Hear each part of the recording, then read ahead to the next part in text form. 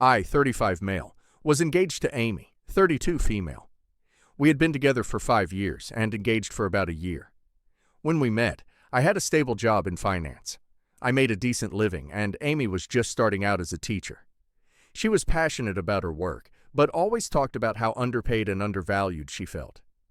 I wanted to support her, so I started helping with her bills pretty early in our relationship. I thought that is what partners did. Fast forward a couple of months, and my job became increasingly stressful. I was working insane hours, losing sleep, and starting to have health issues. Amy encouraged me to quit if I was not happy. She said, "Your health is more important than a paycheck." I agreed, and after some careful planning, I left my job. I had savings, investments, and rental income from a property my late grandfather left me. Financially, I was in a good spot, and I told Amy I would take a break to figure out what I wanted to do next. She seemed supportive at first. During this break, I managed our finances. I paid the rent, utilities, groceries, vacations, you name it. Amy's salary covered her personal expenses, but I took care of everything else. I took on some freelance projects, handled the maintenance and tenant issues for the rental property, and even helped Amy with lesson planning and classroom supplies. She joked once that I was like her personal assistant, but I did not mind. I was happy to help. After a few months, things between Amy and I started to feel different. At first, I did not think much of her comments.